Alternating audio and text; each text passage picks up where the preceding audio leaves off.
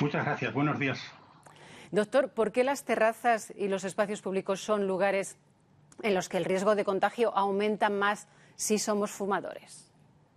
Bien, digamos que un mecanismo probado de transmisión del virus es a través de las gotitas de Flicker. Las gotitas de Flicker son unas gotitas invisibles para el ojo humano que las personas expulsamos cuando hablamos, cuando tosemos o cuando soplamos.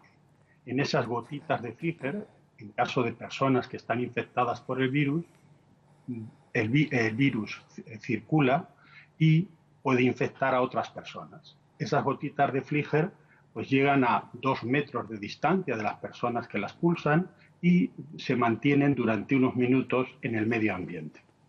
Pues bien, los fumadores, cada vez que dan una pipada al cigarro y después exhalan el humo de ese cigarro, en esa exhalación del humo hay una gran cantidad de gotitas de Flicker.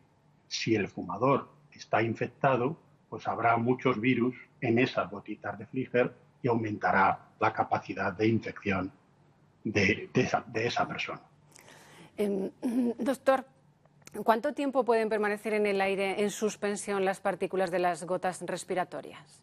Pues claro, depende de muchísimos factores, depende de la temperatura, depende también de la humedad, depende también de la cantidad de viento que haya. Pero bien, se puede decir que alrededor de 5 o 10 minutos con seguridad pueden permanecer en el aire. ¿Y las sustancias tóxicas del humo del tabaco disminuyen las defensas de los pulmones? Sin duda, esto es otra de las cosas importantes. Se sabe que las sustancias tóxicas presentes en el humo del cigarrillo disminuyen las defensas del aparato respiratorio. Hay datos probados de que otros virus de la familia del coronavirus, de la misma familia que el que ahora nos está afectando, son capaces de, cuando afectan al aparato respiratorio, o sea, en los sujetos fumadores, estos virus de la familia del coronavirus afectan con mayor frecuencia a su aparato respiratorio que al aparato respiratorio de los sujetos que no son fumadores. Entonces, doctor, ¿no se ha demostrado que la nicotina pueda impedir la llegada del coronavirus, que es una información que estuvo circulando hace tiempo? Efectivamente, esto ha sido un pequeño estudio que han hecho en Francia con un reducido número de pacientes y con una metodología no muy acertada.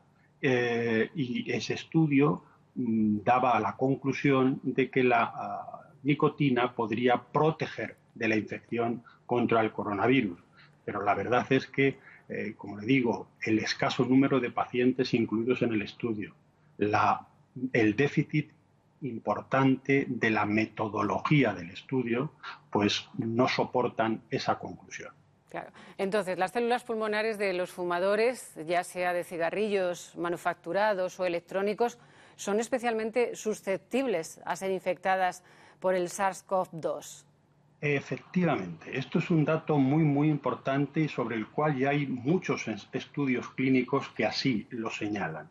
Mire usted, las células del aparato respiratorio de los fumadores de los cigarrillos normales, pero también de los fumadores de los cigarrillos electrónicos, o de los fumadores de las pipas de agua, o de los fumadores de esos dispositivos que calientan pero no queman tabaco, en sus membranas tienen unos receptores a través de los cuales penetran los virus en sus células respiratorias.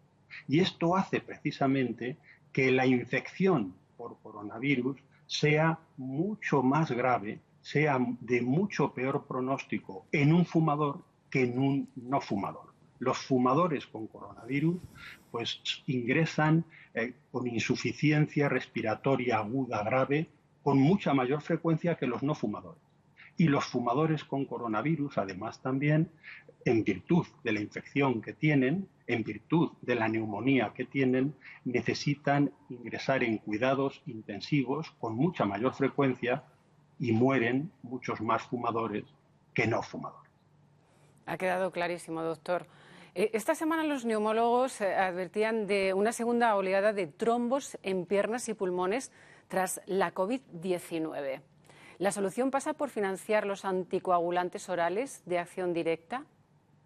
Hombre, la solución pasa fundamentalmente por hacer una correcta vigilancia de estos pacientes que han tenido coronavirus, hacer unas revisiones adecuadas para poder diagnosticar de forma precoz la trombosis venosa profunda de miembros inferiores que con frecuencia pueden padecer y de esa forma evitar el tromboembolismo pulmonar. Y además de hacer esa vigilancia de prevención, la de la utilización de estos anticoagulantes orales que no requieren de análisis de control y en consecuencia se facilita que el paciente no tenga que acudir a las revisiones. Ya sabe usted que en este momento todo lo que sea presencia física en una consulta, en un hospital, pues es facilitar la infección. Entonces, nosotros también, desde SEPAR, ya pues mandamos una nota advirtiendo, recomendando al sistema, al gobierno español, que el sistema nacional público financiara este tipo de tratamientos. ¿Y son muchos los casos en que el coronavirus genera fibrosis pulmonar crónica? Pues esto es otra de las cosas que también en este momento estamos investigando. Ha habido un buen número de pacientes que han tenido neumonías intersticiales fuertes y que se han recuperado, pero verdaderamente no sabemos cuál va a ser la evolución que va a tener esa curación en la neumonía, ese periodo de recuperación.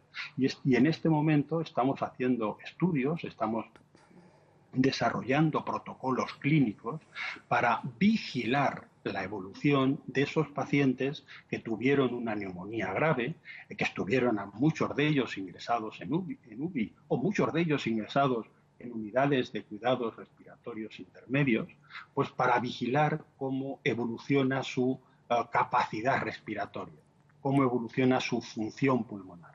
Y si hay cualquier problema, detectarlo cuanto antes y poderlo tratar de manera adecuada. ¿Es posible que un paciente haya dado, por ejemplo, negativo en un segundo test, se haya, digamos, curado de COVID y luego aparezcan estas secuelas en los pulmones? Pues la verdad no sé si es que si tienen constancia de ello.